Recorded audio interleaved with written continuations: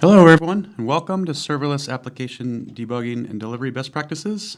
Today, we're going to go through the whole suite of AWS tools that allows you to produce Lambda applications in what I would consider a production-grade manner. My name is Steve Mayszak. I'm Software Development Manager for AWS Cloud9.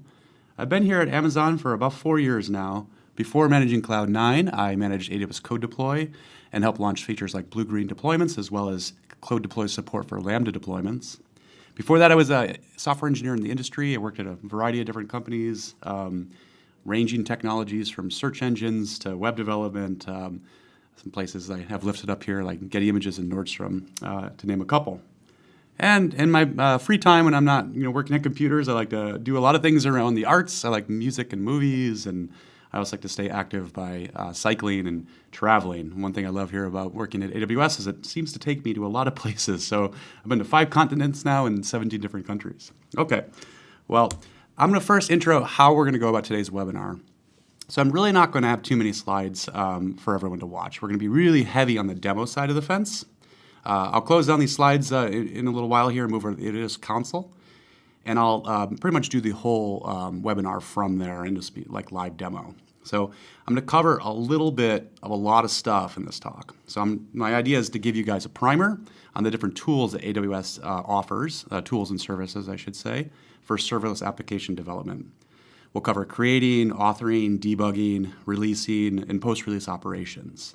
At the very end, I'll put up my contact info, so if anyone has questions, please do feel free to contact me. Before we begin, I'm going to just go through a quick tool overview. Some of these things I realize may be the first time you've heard of them, and so I just want to briefly introduce some of the top-level tools we'll be using so that they are familiar when we use them in the demo. The first is SAM. Okay, so SAM is Serverless Application Model. This is an open source project that the Lambda team had launched to put a DSL over CloudFormation. And what I mean by that is we have now a single template file that allows you to author and define what makes up your Lambda application in a single spot. So it organizes all of your AWS resources in this one little file. They also offer tools for creating and debugging Lambda applications locally. And I have the open source repo listed here if you're curious. So let's look at a little quick sample of SAM. This is a SAM file. So you just see it's some YAML. And then it just defines, if we look here under the resources section, it says that this Lambda function is called the CloudWatch alarm to Slack, describes what it is, some properties about the Lambda that you might be familiar with. So this is what makes up this particular application. Now, let's say I want to make this a little more complicated and add things to the environment. So let's say here in this slide, I've added down here at the bottom an SNS topic. So when I call deploy against this file, now this function will get released along with the SNS topic being created at the same time. So you can continue to add to this file so that, again, you can create all your resources in one spot for your Lambda application. So we'll do this today. I'll show you some examples of how to create these things really easily with the SAM CLI. SAM CLI is a command line interface that comes packaged. It allows you to just bootstrap projects with a SAM init command. And then it provides tools for local Lambda debugging. So you could dive deeper into how that all works, but you don't really need to. Because what I'm going to heavily feature today is AWS Cloud9. AWS Cloud9 offers really amazing integration with the SAM CLI so that we give you UI features in your browser to run, create, debug Lambda applications. Okay, so AWS Cloud9 is the next tool I'll introduce then. So it was launched at a reInvent 2017. And I'm going to really use it a lot today, so I'm not going to go into too much detail now. I think you'll pretty much see what it is when I get there. But as a brief description, Cloud9 is a a cloud-based IDE that runs in your browser. That browser then connects back to some host that runs processes like debuggers and things like that. And it uses it for a file system. So, for example, when you launch a new Cloud9 environment from the AWS console, AWS will create a new EC2 instance for you, and it'll hook that up to your AWS Cloud9 environment. So your browser then, when you launch that, will connect to that machine. It provides things like an interactive terminal, so you can issue commands down to that to do git pulls or really anything that you could do with any machine. and then that'll render in the browser. So you have a full functional IDE right in your browser. So we're going to spend a lot of time in there. I'm not going to go into any more detail right now, other than mentioning you can connect a Cloud9 to any compute that you want in the background. So if you want to not use the EC2 instance, you can just connect it to your laptop as well. Okay. The next important suite of tools, here I kind of group these into one page rather than listing them out individually, is what I call the AWS CodeSuite. This consists of AWS Code Pipeline, Code Build, Code Deploy, and CodeStar. Okay, starting at the very top, we have AWS CodeStar. Well, not in the top that I listed them, but in the top from management stack. CodeStar is a way to group all of the resources. In the same way that kind of SAM will group a bunch of Lambda resources together, AWS CodeStar groups together a pipeline, a build, a deploy, everything that makes up the release automation around your application. So we'll be using CodeStar today to create and bootstrap our products, and we'll spend a lot of time from that console driving our development. Code pipeline is a release workflow. So what we use that for is to define a path of saying when I want to commit code and I want it to go out to production, what different safety checks does the code go on its way out? And it'll do things like run code build, which, as the name implies, it builds. So it's a hosted cloud build. And then when the product's built, AWS Code Deploy will then carry that out, whether it be taking a package and installing an EC2 instance or doing traffic shifting against a Lambda. The last two that I'm going to talk about is AWS CloudWatch and AWS X-Ray. We can kind of think of these as like post-release operation tools. So, you can service, you do service health monitoring with AWS CloudWatch. You can use these tools for troubleshooting. And more interesting, you can actually instrument. And I'm going to show you some things in X-Ray that I think are pretty fantastic. How we can really instrument our Lambda code to capture everything that came through per request, right down to the customer ID. And then we can use their interactive dashboard to drill down into the details of what happened with each request. Okay, so that's a very high level of everything I'm going to use today. What we'll actually do is we'll start by creating a Lambda application with CodeStar. After we do that, we're going to hop into Cloud9, and I'll show you how to edit and debug in Cloud9.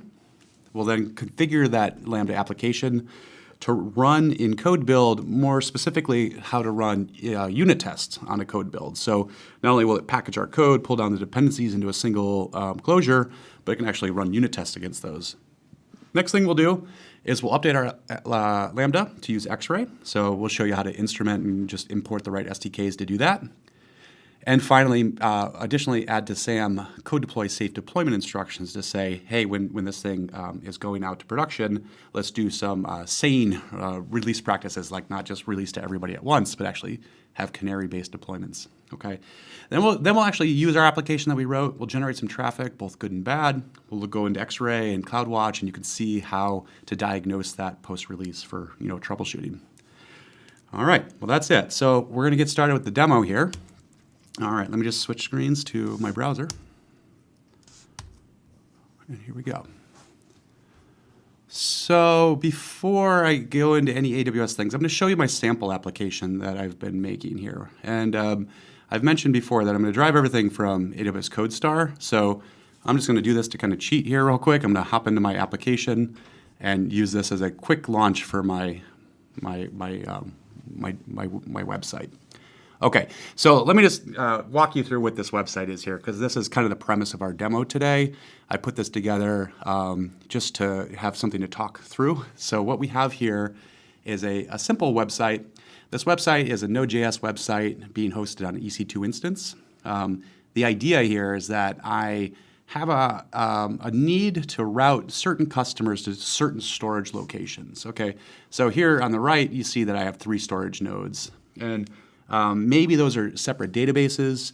Maybe they're actual file systems where I want to store a customer's photos, and I want to make sure that I cluster those together in one location. So what I did here is I created this website, and then to answer the question for customer, whatever is generated here, and I hit send, it tells me what server route to map their data to.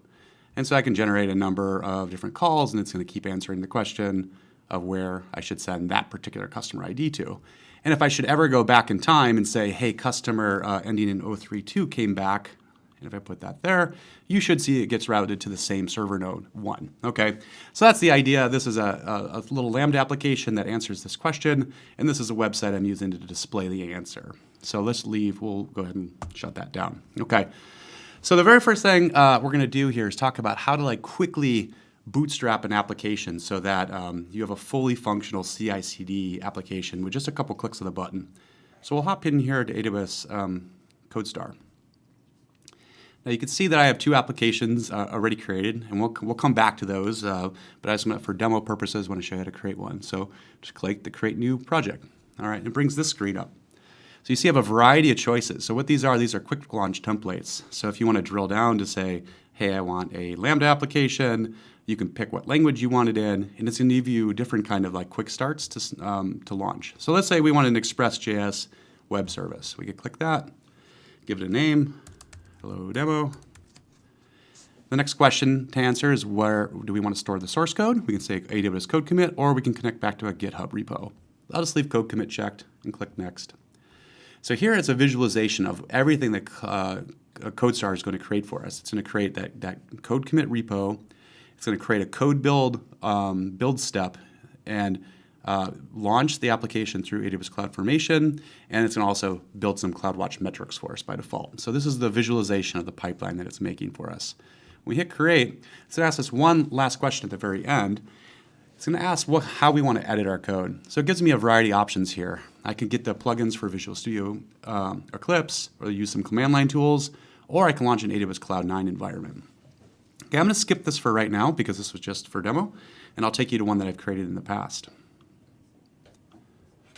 So I have two applications, if you know, well, this is the demo one that we just made, but I have two other applications here. I have the demo website, and then I have the router. So the router is the Lambda application, and the site is the website that I was showing you from before.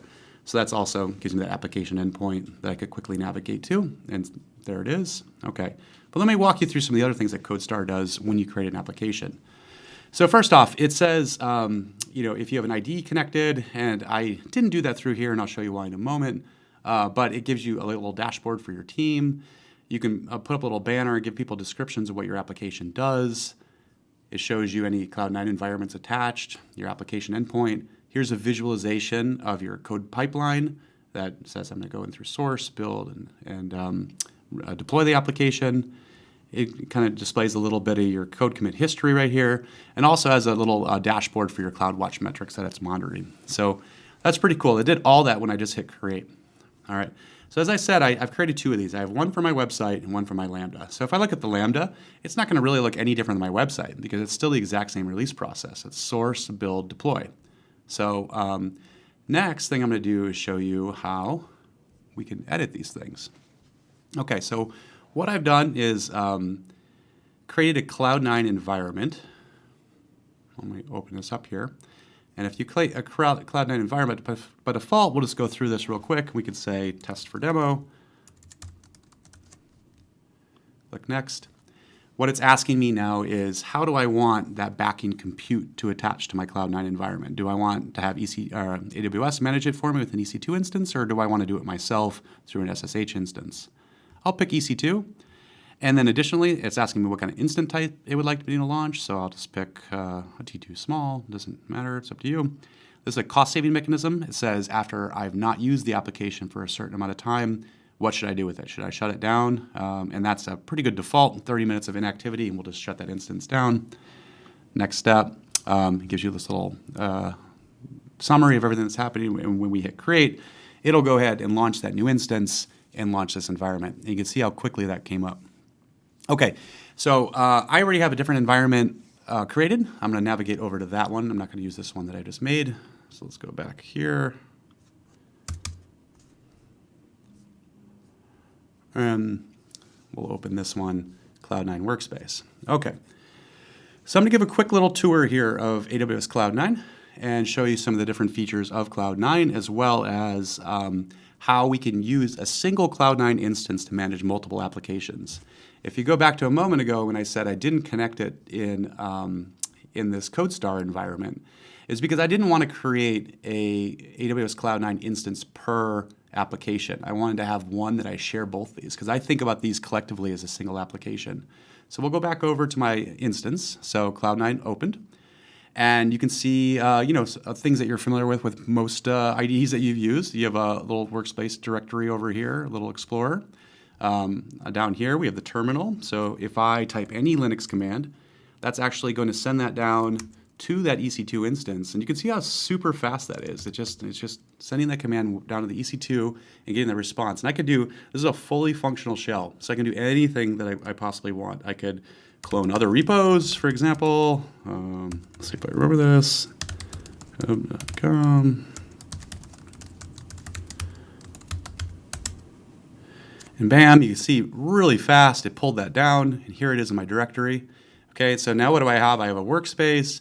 I have 3 different applications here in the single directory, and I have this shell. So again, I'm just going to remove that repo that I just pulled down.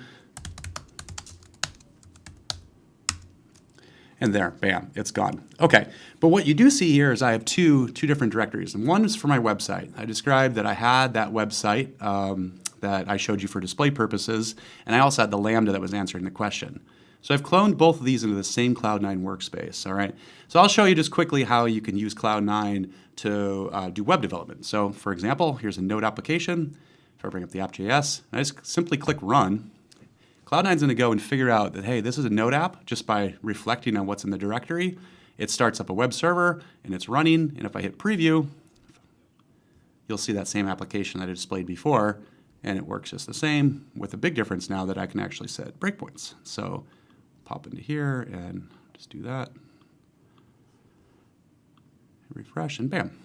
I can explore my request and response, step through debug right here in my browser. That's pretty awesome. Okay, but that's not our focus today. Our focus is on Lambda. So I have this web application there. If for any reason I change my Lambda API or anything and I want to test that out, I could do this right here in the same workspace. But I want to work on my Lambda application now. So if I look over here, I have cloned from my code commit repository that Lambda application. And what happens is Cloud9 auto-detects that that's a Lambda application.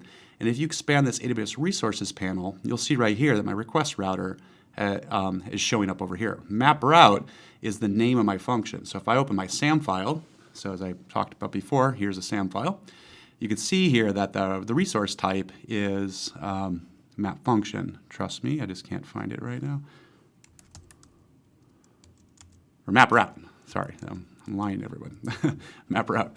So there it is. It matches over there. And you can see that that's my function. And all this other stuff gets created alongside with it, which we will walk through here. Okay. So now I have this Lambda application inside of my IDE. So cool. That's great. But what's it really doing for us? All right. Well, let me show you. So I can open up, the files that register my posts or my gets, and I can set breakpoints in them. And over here, if I select the runner, so what I'm picking is to simulate an API gateway, but do this locally. And I want to call my map route. How do I want to do that? I could do a post or a get. We'll keep it on post. Notice it's auto-populated the body for me. I think that's a super cool feature. It actually does this by reflecting on this Lambda payloads JSON file, which Cloud9 creates for you, and you can edit. If I change that to 4 and saved it, I'm not sure the real-timeness of that, but if we close that again and open it back up, well, gateway, there it is, 4. Okay, and the reason I wanted to show that real quick is because sometimes when you have rather complicated API calls, you don't want to have to craft that body, that message every time over and over again when you run it. So I think that's a really nice, convenient feature that we offer. Okay, so up here at the top we see we have a run and we have this little bug button. If I click that bug, and let's start the breakpoint, I do, and if I hit run, bam, Cloud9 will execute that Lambda function locally and hit that breakpoint. So now we no longer have to guess through what actually, there are a couple things here I'll point out. First, we can reflect on everything that's in that request and response. So we don't have to read documentations. You can just kind of like look at it right here in the IDE.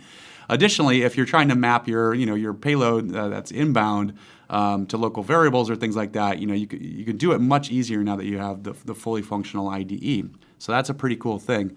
And that'll help us troubleshoot. We can execute anything locally. It's just like a web application, all right? So that's how you debug. Now, what actually happened there? Well, if we go back to the terminal and I type SAM, you'll see that a couple things here. First, when I started this new Cloud9 environment, AWS SAM was installed by default, and also the AWS SDK is installed by default. So these things are kind of working in unison together.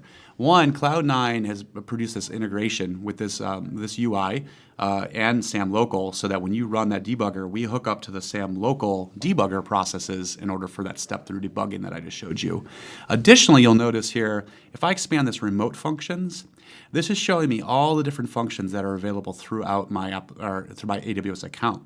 So for example, if let's say this Hello World demo was out there in production and I wanted to troubleshoot that in some way, I could just double click and say import, and it's going to pull that right down into my local environment so I can see that code and I can do any kind of troubleshooting that I need to do. All right, very cool. Let's see.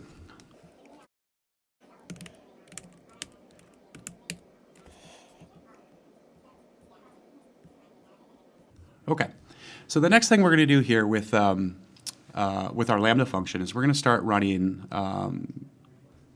unit test with our build. So it was really cool that we could step through, debug, all that kind of stuff. But things happen where maybe you're working in your little area of the code and it works, but then you forget about this other area that you're not in, and so you break that or regress that. So how can we protect against that? Right? Well, the easy answer is that we can use code build to run integration tests that we codify on every time we check in code.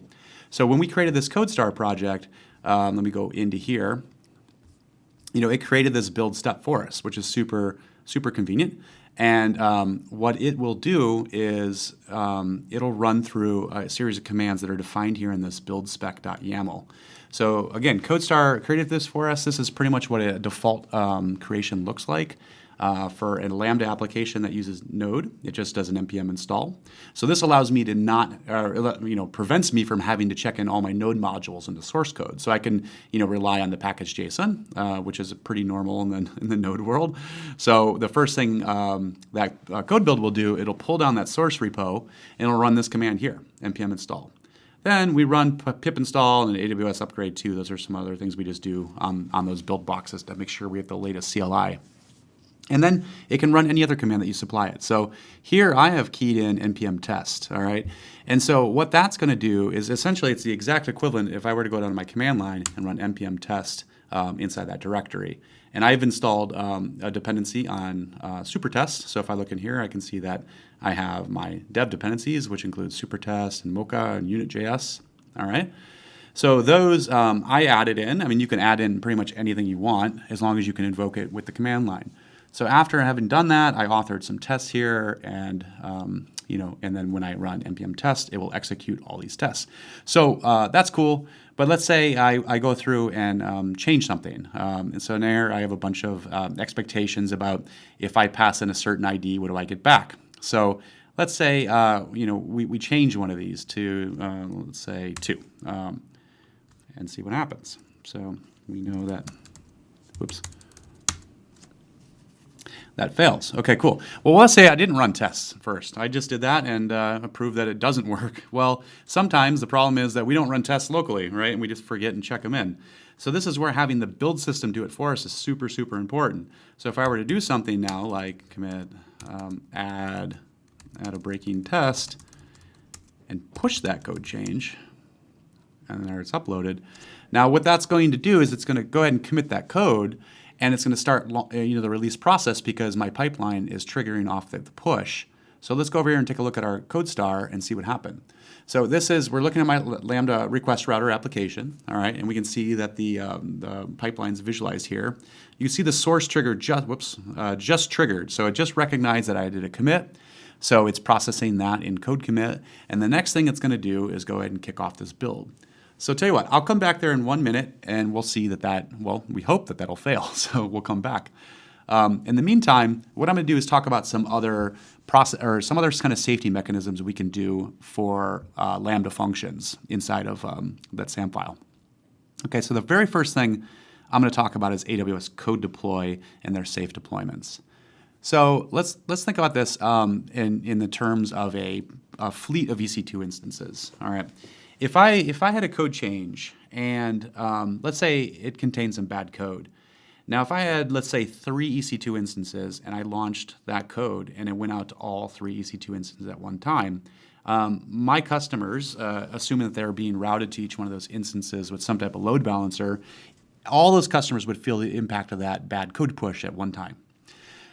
This is sort of the equivalent as if you were just pushing to a Lambda function in production. If you take your code and you push it out to one live function that everyone's calling, that effectively has the same impact if that code was not a good code change. Okay, so how can we guard against that?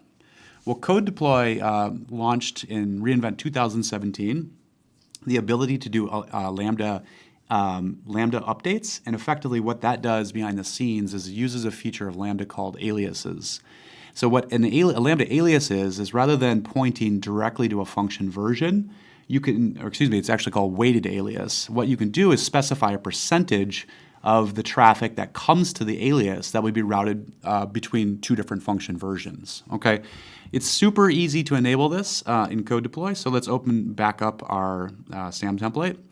And so when we enable this, what happens is Code Deploy will auto create the alias for you, and through a timed sequence of events, it will then shift the percentage that's weighted from the old function to the new function.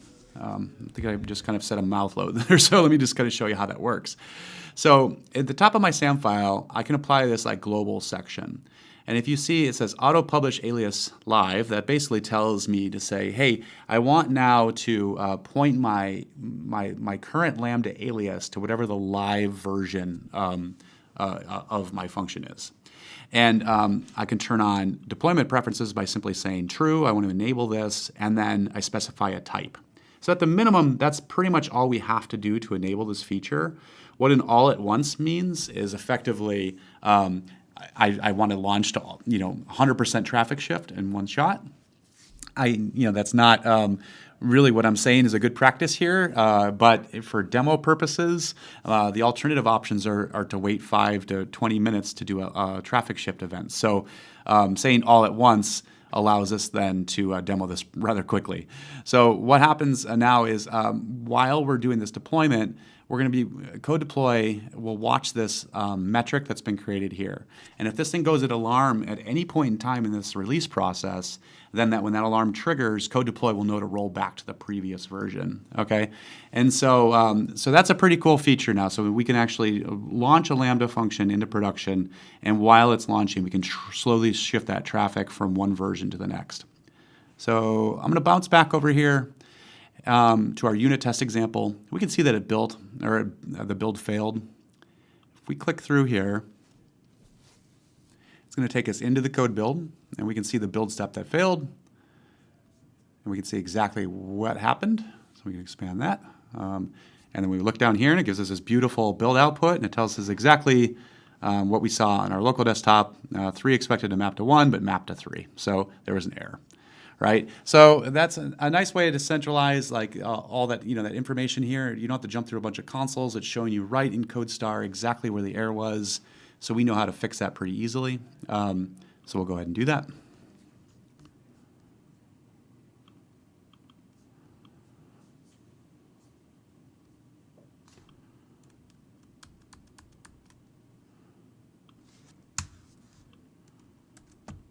Okay.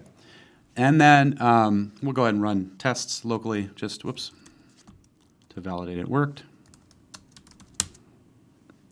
We can see that's looking good now. And we're going to change one other thing too. Before we push this back out, we're also going to make a change to that template. So I have this all-at-once deployment happening now, and I've been doing that so that after we do a deployment, it goes really quickly. But I want to talk through some of the other deployment mechanisms. So we can do 2 different types of deployments. There's canary and linear deployments. Okay, so a linear deployment just says, at what interval should I add more traffic? So you can say things like, I want to take 10% traffic every minute. So over the course of 10 minutes, you'll 100% shift traffic from the old version to the new version. Another option is to say, I want to do canaries. Okay, so canary is saying, I want to put some percentage of my my new version of my Lambda function out to to traffic for a certain period of time. And then once that has been out there for a certain period of time, I'll call it good and shift over the rest. So I'm going to do that. I'm going to use the canaries. So I'm going to change that to canary 10% for 5 minutes. So what that means is that we'll put all of our inbound traffic that comes into that alias over a 5-minute period of time, 10% of that traffic will be routed to the new function. And then after that time period, then it'll shift the remaining 90% over. Okay, so I'll go ahead and save that. And now if I do a git status, I should see that both my test has been fixed as well as my SAM file has been updated. We'll go ahead adding canary deployment and fixing test. Okay, so a question that you might have now is that what if over that 5-minute period of time, I don't receive any production traffic? And that's a very good question. So what you can do is create some type of heartbeat to your system. So what I like to do is use the blueprints inside of Lambda, and I've done this for my function actually. So this is like a traffic generator, you can kind of think about it. We have this Lambda demo site canary. So this performs a periodic check of the given site to basically to generate date metrics. And I could create that super, super easy just by going into blueprints and searching for a canary. And there it is. And so all I have to do to launch that is just specify the time interval and what endpoint I want it to hit. So I created this function. So this is executing every minute for me. And what it's doing is generating traffic to make sure that the metrics all stay positive. So, if I go back to my CodeStar application, you'll see a steady amount. Now, again, this is not a production app, so I don't have a lot of real users. But if I go back in here, I can see down in my metrics the steady state of there's constantly traffic coming in. So that's telling me things are working well. This traffic over here that you see is me just giving you guys the demo.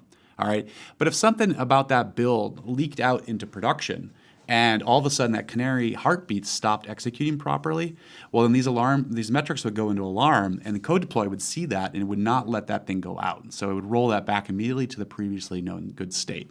All right. So that's how collectively the CodeStar safe or code deploy safe deployment works along with a canary. So this is going through this the build process. So it'll do that. It'll deploy it. We'll come back to that later. What I want to shift to now is showing XRay. All right. So let's go back into our Cloud9 workspace. All right. So there's a few more little things we have to enable here, both inside the application as well as inside of our SAM template. So the first thing we need to do is just simply add this one line to SAM, say tracing active. It's just that simple. That's going to enable XRay traces. So that creates all the AWS resources. Again, this is really just CloudFormation. So this will create all the the XRay applications and things like that that you need in order to start monitoring that application. If we go over into our package.json, you'll see that I've added the XRay SDK. So there you need to add that.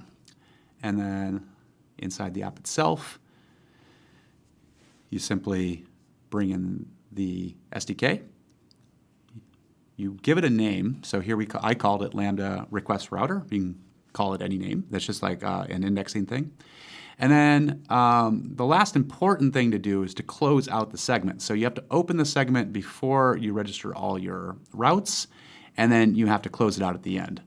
And everything else is built into Lambda, so it's an integration that XRay has directly with Lambda. If you were to do this on your own EC2 instance, there's some other things you have to do with collecting and submitting the data. Specifically, you have to run a daemon. But with Lambda, it does it all that for you. All right, now inside of my post here, I added a little more data. Now, this is not required. This is just a convenience thing. So I said I want to capture some more annotations. Specifically, I want to just dump the whole request body here as a body attribute. And also, I want to capture the customer ID from this. So I can go through my logs later and easily find customer IDs and exactly what was sent into the application for troubleshooting or for any kind of metrics or however you want to use that. Right, so I added that a while ago, and I've been sending traffic over to my application. So let's do a couple things here. First, let's go take a tour of XRay. So I'll jump over and down into XRay. Whoops, that's my terminal. Here we go. So the first thing you'll notice is when you enter XRay is it computes this service map. Now, my application is kind of trivial. All it is a Lambda application. But if you were to make DynamoDB calls or grab from S3 buckets, you would see this service map get deeper and deeper and deeper with the different levels of integration. So the idea of that annotation is that X-Ray maintains that ID throughout your service calls so that it can tether these things together to make it so you can trace a single call throughout the entire ecosystem. All right, if I were to click on this Lambda request router, I can see a call history over here, and I can see how, in this last 5-minute period of time, the rate of success and errors and throttles, etc. I can make that time window a little bigger. All right, there we go.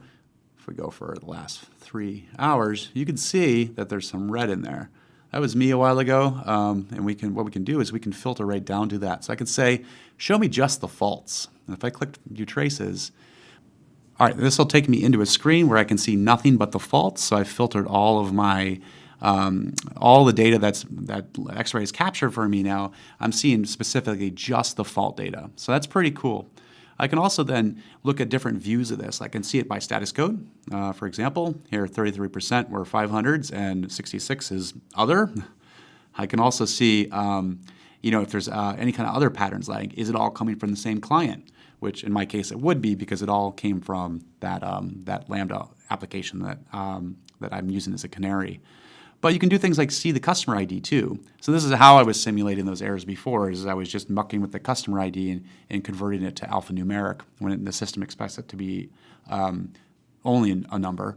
And so now you can see, though, exactly which customers are having trouble. So you can imagine an application, that where you have thousands and thousands of customers, if you have some small percentage of faults, how easy this is now to just drill down to that exact scenario of where, who exactly is having a problem and why.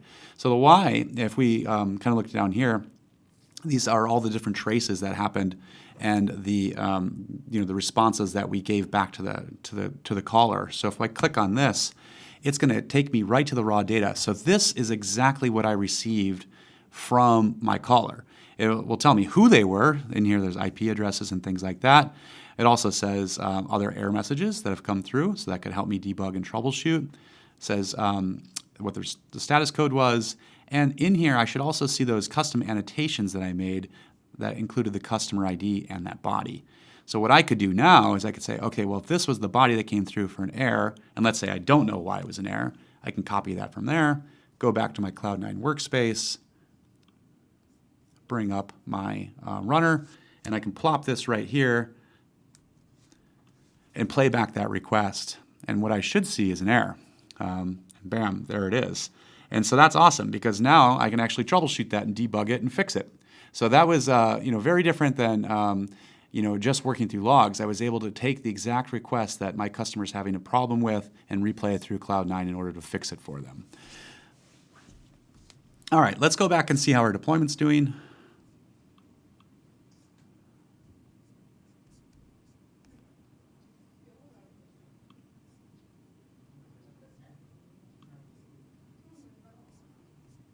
So we see here that the deployment's in progress. I mentioned before that these deployments take a while. Well, at this point, it's probably sitting there waiting for that traffic to finish. So it's going to wait for that 5 full minutes before it shifts traffic over. So it hasn't done that yet. If I were to force this somehow to go to alarm, this thing would roll back. But we know that code change was good, so it's going to complete. Okay. The last thing I'll show is just also how you can find all this same data that we've been looking at in different spots inside of CloudWatch. So let's find CloudWatch here. And just by default, just with what CodeStar decorated the application with, we can go in here into the logs. We can see we not only have the little demo sites we created, but we also have code build logs here. We have logs for our canary as well as our actual Lambda application. So if you click into any one of those, it's going to show you in time order the log streams that it received. So we can click into this, and it's just telling us everything that happened. So really, this is similar to what we could see in XRay, but it's just a stream of the data that came through. But if we were to do something like have a build error, like we did a while ago with code build, we should be able to go back to that log, code build request router, and it was Let's see if we can find it.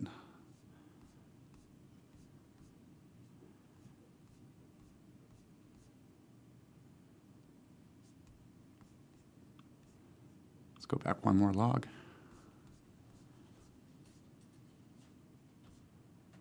Okay, and here we go. We found the error before. So if you're using this to troubleshoot, right after you had that failure, if you weren't quite sure, if you didn't have CodeStar to help you to kind of direct your attention to that build, you could pop into the code build, the CloudWatch logs, and find your error here as well. And it's pretty clear here. Error 3 expected to map to 1, but it mapped to 3. That concludes everything I'm going to show today. Again, I'll put my slide deck back up here so that if anyone has questions, you can feel free to send those to me. And thank you for your time.